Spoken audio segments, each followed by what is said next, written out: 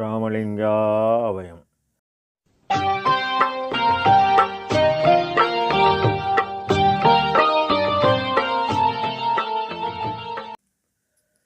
அருட்பெரும் ஜோதி அருட்பெரும் ஜோதி தனிப்பெரும் கருணை அருட்பெரும் ஜோதி எல்லா உயிர்களும் இன்புற்று வாழ்க. வள்ளல் மலரடி வாழ்க வாழ்க. திருச்சிற்றம்பலம். அருட்பெருஞ்சுதி ஆண்டவரின் பரிபூரண அருளை பெற்ற சிதம்பர ராமலிங்க சுவாமிகளின் திருவருளை மனமொழிமையால் போற்றி பணிகின்றேன் தயவுடன்.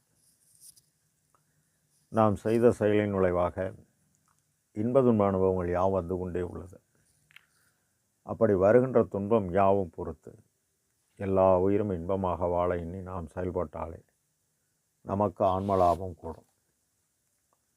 தய உள்ளம் கொண்ட நம்மவர்களுக்கு வந்தனம். அருட்பிரகாச வள்ளலார் அறக்கட்டளை, தஞ்சாவூர் 7ஆம் ஆண்டு நித்திய அன்னவரைய தொடக்க விழா வருகிற 24/11/2025 திங்கட்கிழமை அன்று நடைபெற உள்ளது. அன்று சபை நிறுவனர் தயவுமிகு பி. சவுந்தரராஜ ஐயாவின் 1,10,000 நிதியுதவியுடன் ஜீவகாருண்ய ஒழுக்கத்தையே அடிப்படையாக கொண்டு அகவல் விளக்க உரை அன்று வெளியாக உள்ளது.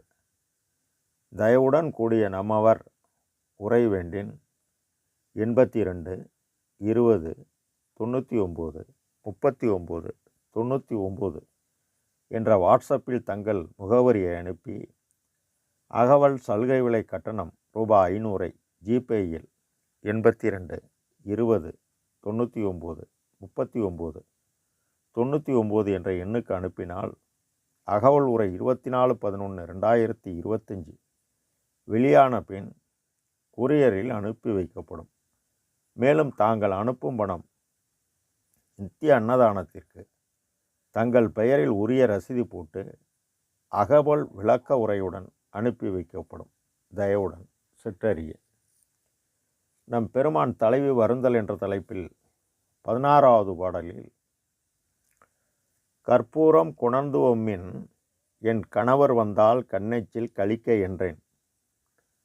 அதனாலோ அன்றி எற்பூத நிலையவர் தம் திருவடி தாமரையில் என்று சொன்னேன்.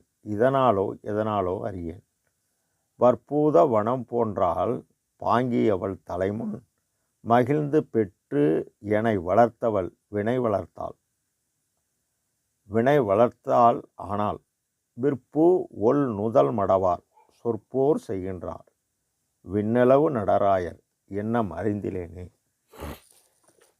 என இப்பாடலை பதிவு செய்கின்றார்.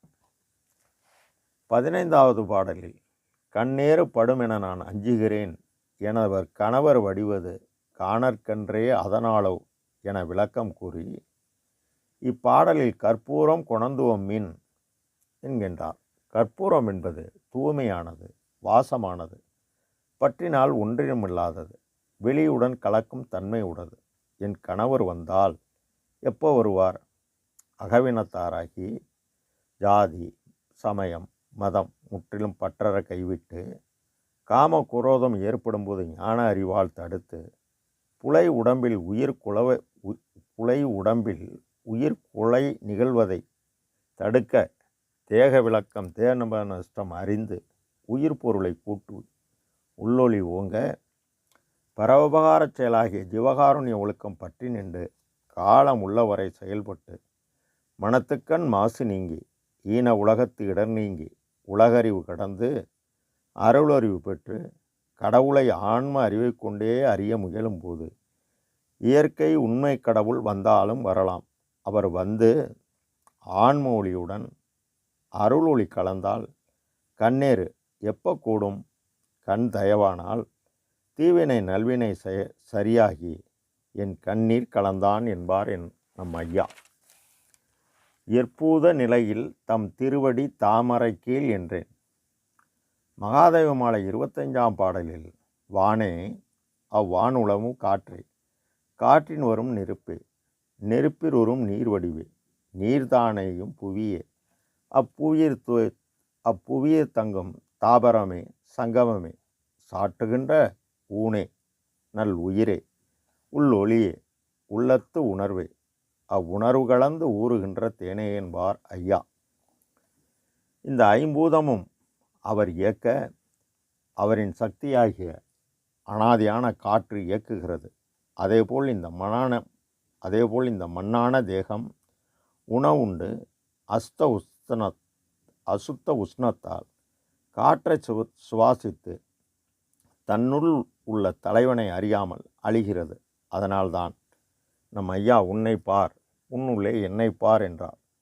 ஆக கண் தயவாகி கல்லாய மனம் கரைந்து பிற உயிரின் முதல் துன்பமாகிய பசியை நீக்க நீ செய்த பரோபகாரச் செயலால் உபார சக்தி உன்னுள் உள்ள உயிர்ப்பொருளை ஒளிப்பொருளை மெய்ப்பொருளை கூட்ட பிற உயிரின் பசியை நீ போக்கியதால் நம் பசி அடங்கி நமக்கு உணவு தேவைப்படாது.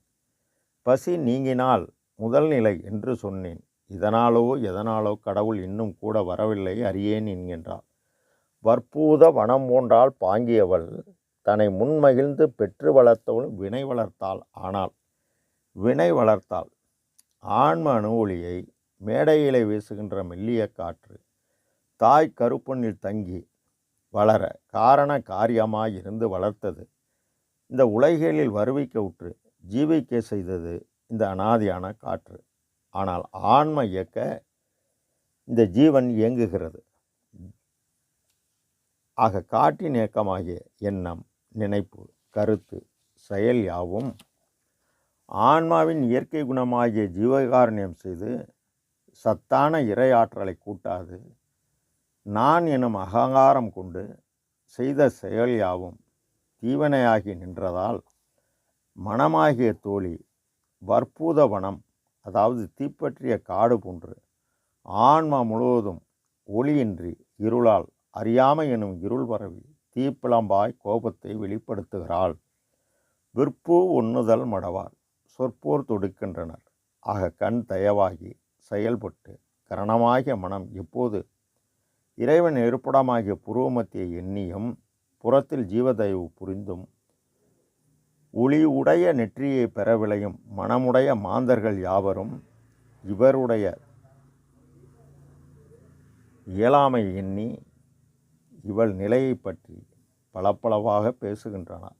விண்ணிலவு நடராய பரமாகாசம் அனாதி, அதற்கு காரணமான கடவுள் அனாதி. அவர்தான் அண்ட சராசரம் யாவையும் இயக்குபவர். அவர் எண்ணம் எல்லா உயிரும் இன்பமாக வாழ வேண்டும். அவரே நம் உள் ஆன்ம ஒளி, ஒளிக்குள் ஒளியாக உள்ளார். அவரின் எண்ணம் நிறைவேற நாம் ஜீவகாருண்ய ஒழுக்கம் தினசரி காலம் உள்ளவரை தடைபடாது நம் தேவை போக மீதமுள்ள பொய்ப்பொருளை நம் தரத்துக்கு தக்கவாறு எவ்வித ஆதாரமில்லாத ஏழைகள் பசியை போக்க நம் எண்ணம் யாவும் எல்லாம் செயல்கூடும். ராமலிங்காபயம். திருச்சிற்றம்பலம்.